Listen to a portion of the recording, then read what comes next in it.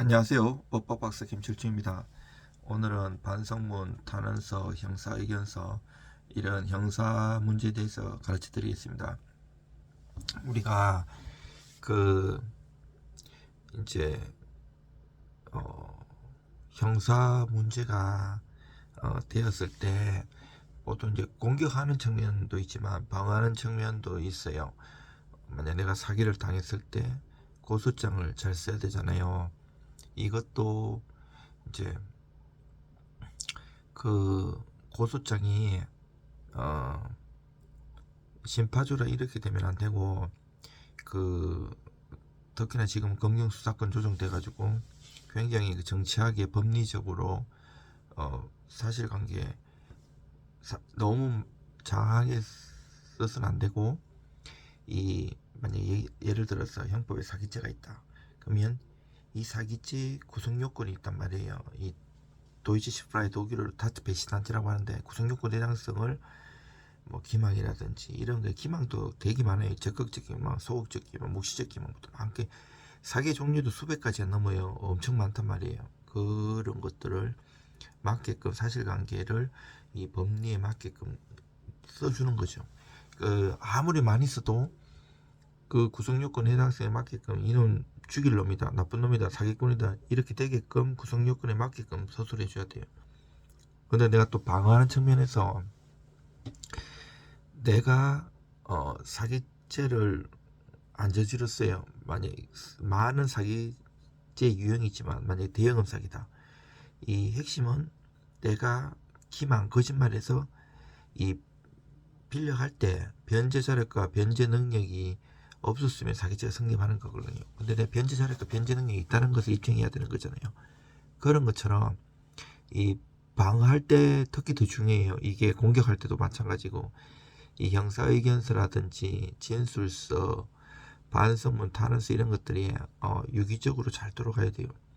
예를 들어서 만약에 그, 그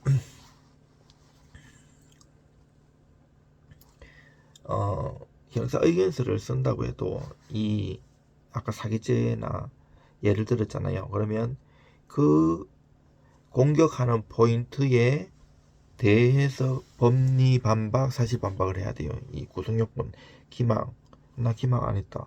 여기서는 그 대여 당시에 변제 자료가 변제 능력이 없다 하면 나는 이 빌려갈 때 변제 자료가 변제 능력이 있다는 거. 그리고 민사와 형사가 어우러져서 이게 단순한 게 아니에요. 이 형사와 민사가 어우러져 가지고, 민사에서 예를 들어서 내가 판결을 받아 가지고 이거 안 갚으니까 대여금 소송에서 판결 받아서 강제 집행의 종류도 수백 가지가 넘걸랑요. 저는 법무사를 오래 하면서 그 대기업들 여러 군데를 법무사 개업 당시부터 오랫동안 했어요. 그때 이게 만약에 재산 명시 신청하고 채권 압류 추심, 이 은행, 통장, 보증금 많아요. 그 채권 압류 전부 명령도 있고 6개월 지나면 채무불이행자 명부등재도 있고 여러 가지 있는데, 재산이 없다, 봐라, 변제 당시에 변제 자료가 변제 능력이 없지 않냐. 물론 지금 그 이후에 강제 집행을 했지만 봐라, 그런 거를 유추해 가지고 입증할 수도 있고, 아니면 내가 다른 반박을 할 수도 있고요. 이것들이 많고, 예를 들어서 만약에 탄원서를 쓰잖아요. 탄원서도 내가 쓸 수도 있고 제3자가 쓸 수도 있는데, 이 피해자 입장에서는 선처를 해달라는 걸 쓰잖아요. 나를 잘 아는 사람이 이 사람 버버씨도 살 사람이고 착하고, 이런 게 중요한 게 아니에요. 반성문도 뭐 내가 죄송합니다, 잘못했습니다, 살려주세요, 이게 아니에요. 그 양형표가 다 있고요.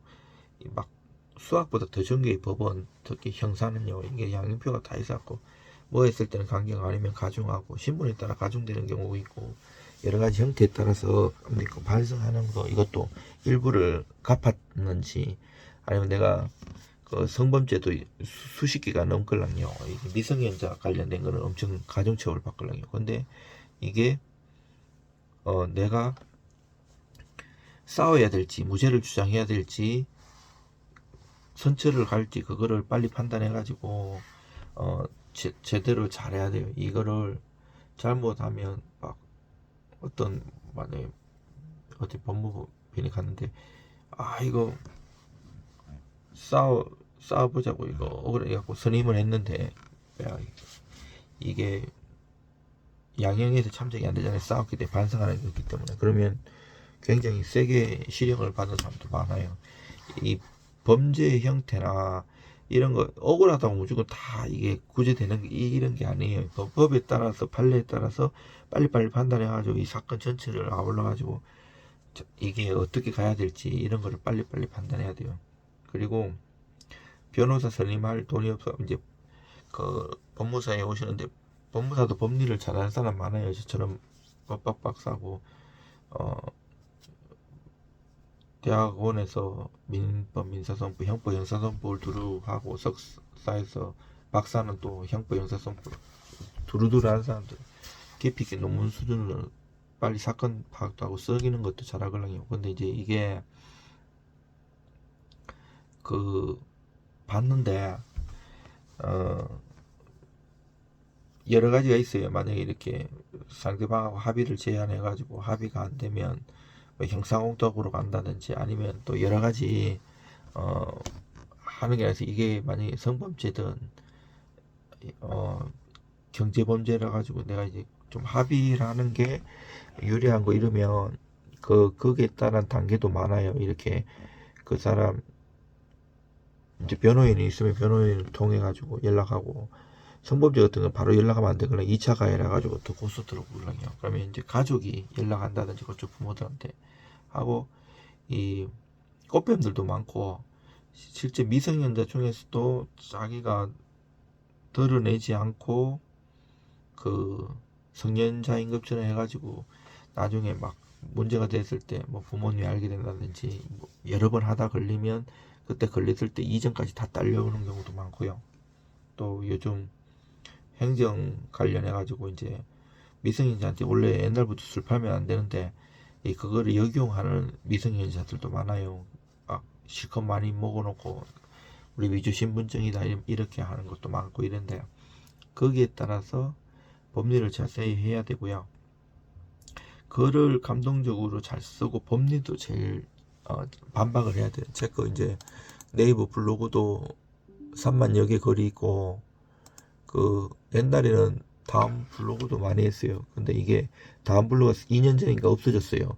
근데 티스토리에 글이 있어요. 제가 이제 썼던 건데 보시면 이제 형사의견서, 형사인술서 요거는 이거는 최근에 또 쓴 거네요. 이전에 쓴 것도 많은데 이제 형사 판결 문서 하나로 바꿀 수 있습니다. 해갖고 형사사건에서 인생을 바꾸는 결정적 한 수는 무엇일까요? 그것은 바로 당신의 입장을 법의 언어로 정밀하게 설계한 하나의 문서입니다. 판사는 사람을 협판하지 않습니다. 오직 논리와 기록 그리고 문장을 통해 판단합니다. 그 중심에 있는 것이 바로 다음에 4가지 전략 문서인데 만약에 의견서다 이러면 수사 단계에서 법적 쟁점을 정리하고 검사의 판단을 유도하는데 재판 단계에서는 공소사실에 대한 반론과 주장을 조리 있게 배치해 무죄 또는 감형으로 이끄고요. 진술서는 단순히 사실을 나열하는 것이 아니고요. 신빙성, 구체성, 개연성을 중심으로 수사기관과 법원의 오해를 정면으로 바로잡는 무기예요. 반성문도 죄송합니다라는 감정의 편을 넘어서 삶의 변화 계획과 재범 방지 의지를 설계해야 하고요. 양형의 핵심 정보로 작용할 수 있어요. 탄원서, 또 가족, 동료, 사회의 신뢰 기반으로 한 사회적 선처 요청의 문서고요. 재판부의 인간적 고려를 이끌어내는 가장 강력한 도구예요. 왜 문서가 형사재판의 판세를 가르나요? 형사재판에서 수백 쪽의 수사기록보다 더 강력한 영향을 미치는 것이 있습니다. 바로 한 장의 전략적 문서예요. 의견서는 불기소 처분 기소유예 유도의 핵심 설계서이고요. 진술서는 수사 단계의 오해나 과장된 공소사실을 규정하는 반론의 도구입니다. 반성문은 양형에 집중 영향을 미치는 진심의 설계도고요. 탄원서는 법정의 분위기를 바꾸는 사회적 지지와 여론의 증거예요. 음주운전이라고 예를 들면 이제 재발 방지 교육이 있었죠. 알코올 치료 참여 이력, 초범 여부, 가족 생계 상하, 면허 필요성, 사고 경력, 변화된 생태, 생활 태도 진술. 만약 사기 횡령 사건 같으면 피해자의 실질적 합의 여부, 계좌의 이체 내역, 자산 처분 내역, 변제 계획서 첨부, 선처를 구하는 탄원서 및 피해 회복 노력. 예를 들어서 이제 폭행 모욕 사건의 같은요. 감정 폭발 경위 및 갈등의 맥락 진술, 피해자에 대한 사과 전달 내역 및 사회봉사계, 정신적 치료 내역 첨부 및 폭력 방지 노력. 저는 이제 법학 박사고요. 이제 수백 건의 형사문서를 직접 설계하고 결과를 실행해서 집행의 기수열의 전환 무죄 판결을 이끈 실전 경험을 가지고 있고, 형사법 박사로서의 법리 해석력, 실제 재판에서 수천 건 이상의 문서 설계 및 제출 경험, 단순한 글쓰기 이상의 전략적 문장 구성 및 표현 설계 역량이고요. 저는 그